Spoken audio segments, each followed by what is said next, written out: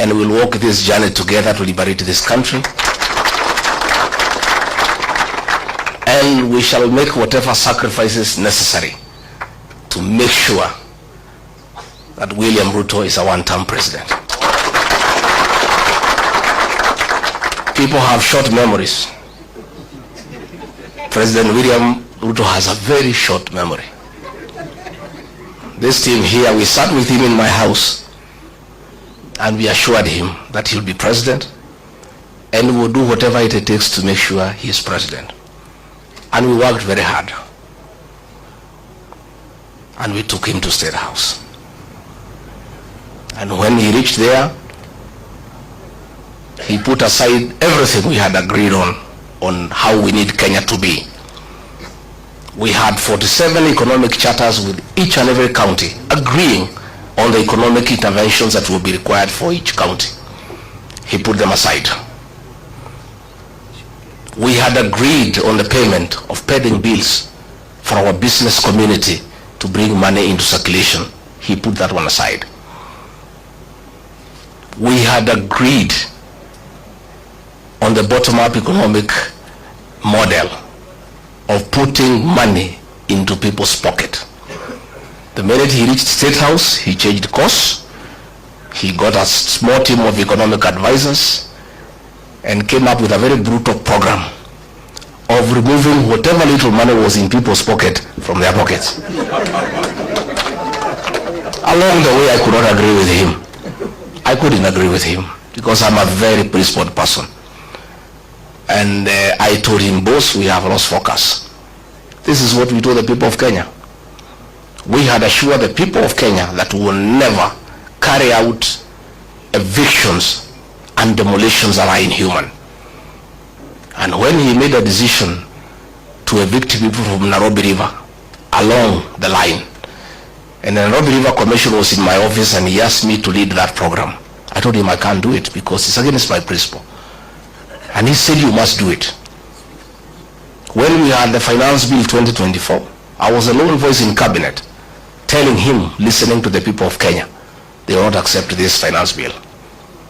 And it will leave us with an egg on our face. He became intolerant. He became dictatorial. And the government that he leads is a one-man show. I can tell you today, all those ministers you see there, they are flower girls. I was the only man in that cabinet who could stand up and tell him, hey boss, no, this can't work. And that's why he needed me out, so that he can put a protege and other fellows just to say, yes sir, yes sir. It's a praise and worship choir for the president. And I couldn't fit in that choir. I couldn't fit in that choir. You know, and he is very bitter. Extremely angry, very irritable, that for a whole 6 days he's just abusing me in Western Kenya. Gachagua is not a road in Webuye. He is not a hospital in Vihiga. He is not a water pan in Kakamega. He is not a slaughterhouse in Bungoma.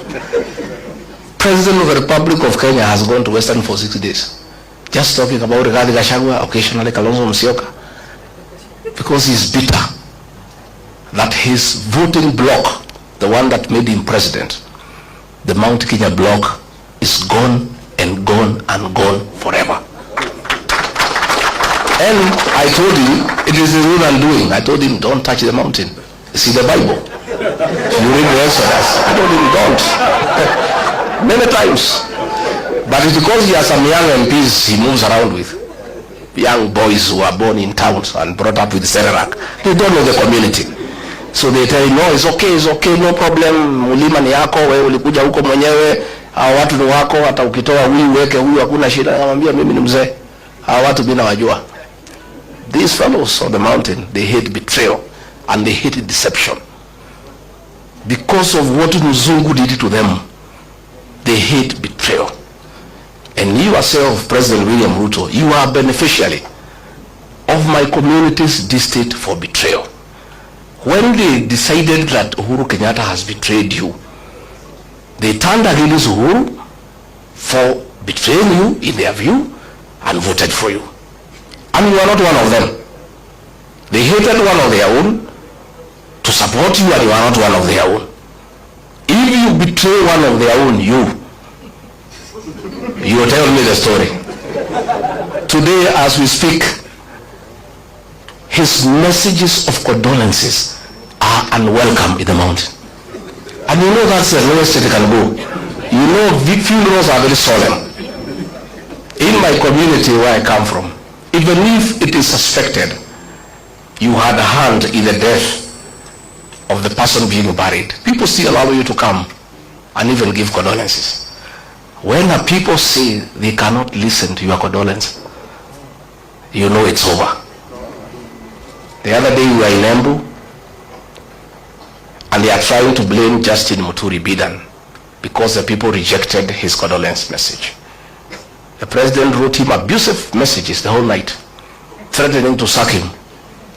But even if you sack Bidan Muturi, nothing will change in that area. Nothing. And I told him, and he cannot say I did not tell him. Because me, I'm an honest man. I sat him down and I said, boss, you believe my now, why he's annoyed is because 47% of his support, 4 million votes, iko nje. Sasa anategemea ati Raila akienda AU, he can transfer zile zake. Zile za Raila zilikuweko za Wiper, they are not there. Ile ya Mlembe is not there.